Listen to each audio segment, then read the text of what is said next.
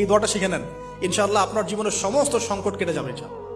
আমি নিজেও এই দোয়াটা বেশি বেশি করার চেষ্টা করি। দোয়াটা হচ্ছে, মুসা আলাইহিস সালাম একটা গাছের নিচে হেলান দিয়ে বসলেন, বসে দেখলেন দুজন মেয়ে দাঁড়িয়ে আছে দূরে, পানি নিতে পারছে না, লোকজন পানি নিয়ে যাচ্ছে, ওরা দাঁড়িয়ে আছে বেচারি। মুসা আলাইহিস সালাম গিয়ে বললেন, কি সমস্যা আপনাদের? এটা নিয়ে আপনারা আবার মেয়েদের সাথে কথা বলার চেষ্টা করেন, ঠিক আছে? তো মাহারাম গায়রা মাহারাম মেনে চলে। তারা বললেন যে আমাদের বাবা অনেক বৃদ্ধ মানুষ, আমরা পানি নিতে পারি না যতক্ষণ না আমাদের কম পানি নিয়ে চলে যায়।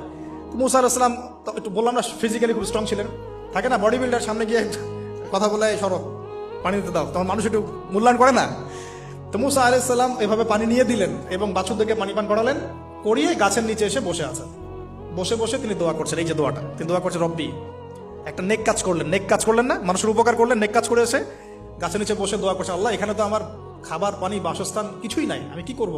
রব্বি ইন্নি লিমা আনজালতা ইলাইয়া মিন খায়রিন ফাকির, রব্বি ইন্নি লিমা আনজালতা ইলাইয়া মিন খায়রিন ফাকির। আবার বলেন, রব্বি ইন্নি লিমা আনজালতা ইলাইয়া মিন খায়রিন ফাকির। অর্থ হচ্ছে, হে আল্লাহ, তুমি তোমার পক্ষ থেকে আমার উপরে যে নিয়ামতগুলো দিবে, আমি এর জন্য ফকির হয়ে বসে আছি। আল্লাহ অর্থ বুঝে পড়বেন ভাই, নামাজ রোজা হজ যাকাত যাই করেন আল্লাহর ওয়াস্তে অর্থ বুঝে পড়বেন। অর্থ বুঝে পড়লে আপনার ইবাদতের স্বাদ পাবেন, তৃপ্তি পাবেন, আল্লাহর সাথে কানেকশন হবে, আল্লাহর নূর পাবেন, মাআরিফত পাবেন, সত্য স্বপ্নও দেখবেন তখন ইনশাআল্লাহ।